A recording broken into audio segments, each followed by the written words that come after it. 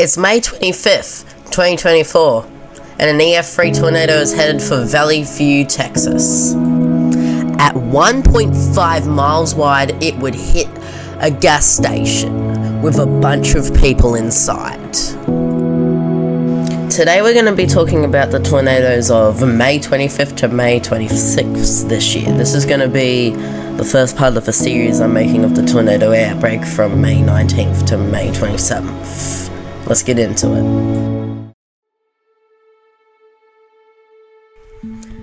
Windfrost, Texas, is the first tornado we're going to be talking about. With a max wind speed of 107 miles per hour, and was on the ground for 3.3 miles, with a max width of 200 yards. This tornado was an extremely photogenic tornado, and definitely looked stronger than it was rated, even though being only rated high-end EF1. This tornado would go down as one of the most photogenic tornadoes all year.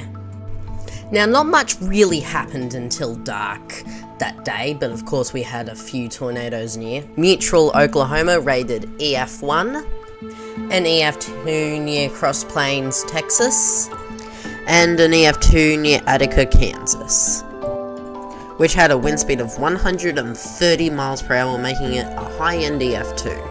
But this event would make its name when the sun went down. 9:39 p.m. The tornado would touch down east-southeast of Bowie, Texas, and started moving towards the Denver Cemetery, where it would nearby pick up to EF2 strength.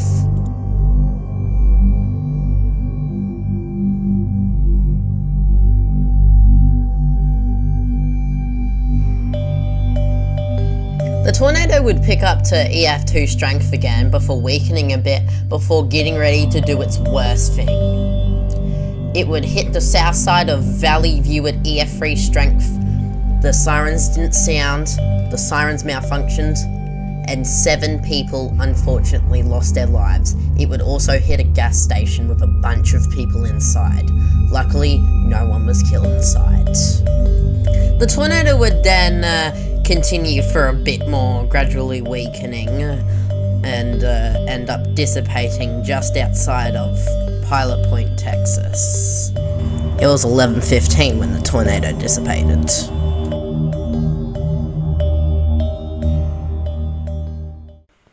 The tornado was rated EF3 with a max wind speed of 140 miles per hour, had a max width of 1.5 miles, was on the ground for 47.27 miles, killed 7 people, injured 100 people, and was on the ground for 1 hour and 36 minutes.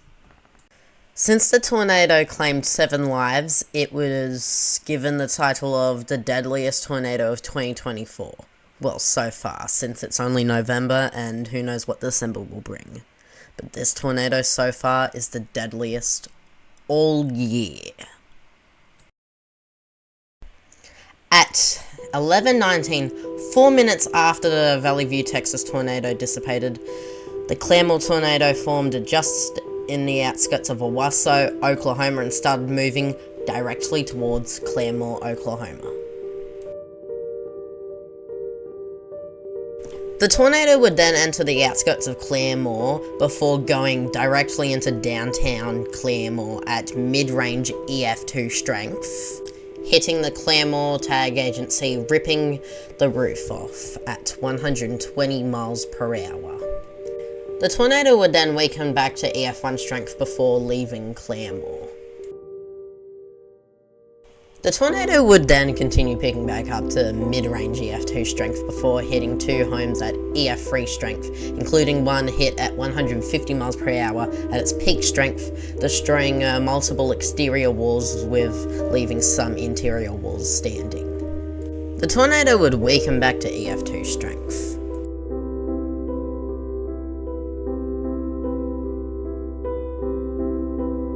The tornado would then do its worst thing yet, directly hitting a mobile home with 6 people inside, killing 2 and injuring 4 at 127 miles per hour, completely destroying it.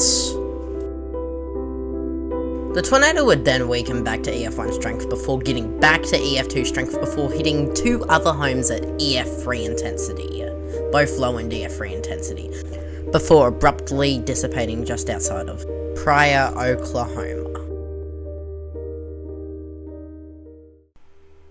The tornado would be rated EF3 with a maximum speed of 155 miles per hour, had a max width of 1.13 miles, was on the ground for 23.88 miles, killed 2 people, injured 23, and was on the ground for 40 minutes.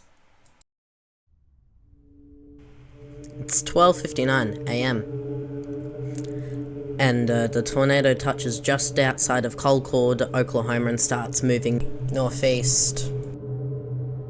The tornado would then cross the border into Arkansas at EF1 strength, before intensifying to EF2 strength, hitting a bunch of mobile homes, including one that was hit at extreme high-end EF2 intensity with a wind speed of 134 miles per hour. The tornado would also reach its peak width of 1.82 miles wide, making it the widest in Arkansas history.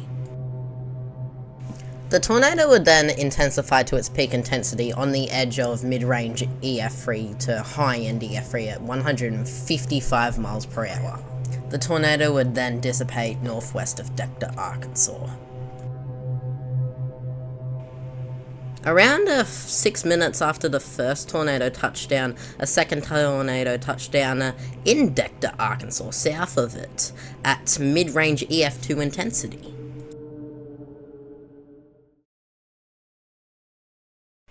The tornado would be rated EF3 with a max wind speed of 155 miles per hour, with a max width of 1.82 miles and a path length of 7.9 miles. Killed 0 people, injured 2 people, and was on the ground for 22 minutes. This tornado had a max width of 1.82 miles wide, making it the widest in Arkansas history and the 5th widest ever. We're now going to be talking about the 6th widest ever.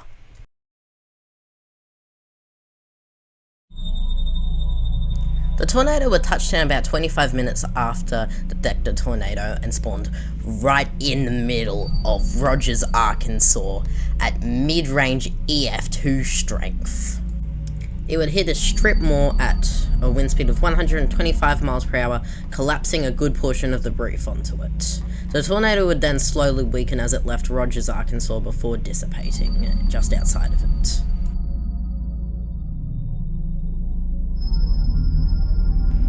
This tornado had a width of 1.7 miles wide, making it the 2nd widest in Arkansas history and the 6th widest in history. And it happened in a city.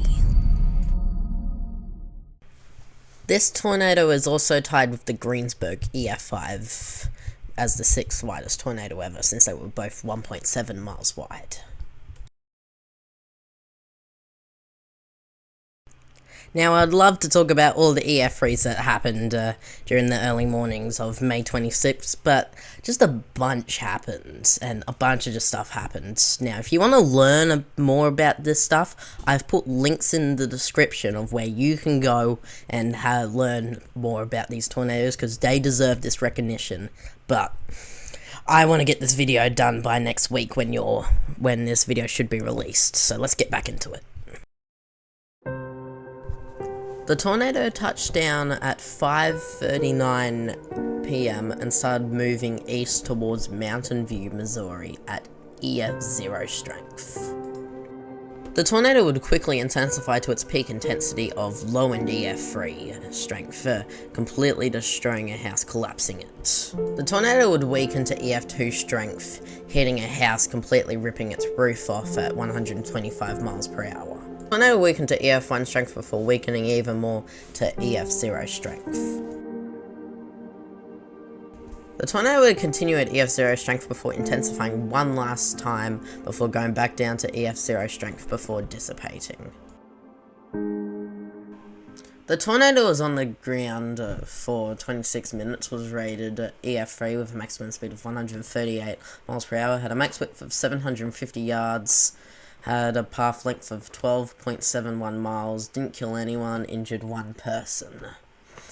And this was definitely an extremely strong tornado, definitely stronger than it was rated. At 6:38 PM, the tornado would touch down and started moving northeast at EF0 intensity. The tornado would then intensify to EF1 strength. The tornado would intensify to EF2 strength before intensifying to EF3 strength, debarking a tree at 140 miles per hour, before weakening to EF2 strength, before a bit later intensifying to its peak intensity of EF3 strength of 150 miles per hour. The tornado would then intensify one last time to EF2 strength, hitting a bunch of mobile homes, including hitting one mobile home at almost high-end EF2 strength, completely destroying it at 127 miles per hour. The tornado would then slowly weaken and then it abruptly dissipated just outside of Lake Egypt. The tornado would be on the ground for 10 minutes with a maximum speed of 150 miles per hour. It was rated EF3, had a max width of 300 yards, path length of 5.07 miles, killed 0 people and injured 1 people. This next tornado we're going to be talking about went through some of the same areas as the 2021 Western Kentucky EF4. Hit some of the same towns, but more to the north, and then at the end of its path, they crossed paths. The tornado would touch down at 8:01 PM just outside of Eddyville and started moving northwest towards the Western Kentucky Correctional Complex. The tornado would intensify to EF2 strength as it narrowly missed the prison, hitting a barn and a home. The tornado would then weaken back to EF1 strength. Tornado would re-intensify to EF2 strength, hitting a home and a mobile home, with the mobile home being completely destroyed at 130 miles per hour. The tornado would then weaken back to EF1 intensity before intensifying back to EF2 intensity, debarking trees and hitting a wooden pole at high-end EF2 intensity.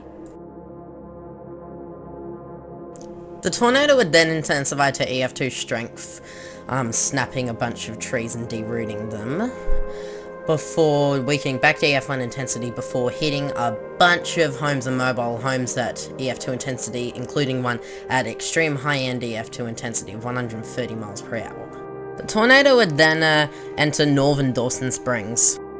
The tornado would rapidly intensify to high-end EF3 intensity, destroying a house, completely collapsing all the walls at 160 miles per hour. The tornado would continue at high-end EF3 intensity, destroying a bunch of homes, including 2 at 160 miles per hour. The tornado would then weaken back to EF2 intensity. The tornado would then intensify to low-end EF3 intensity.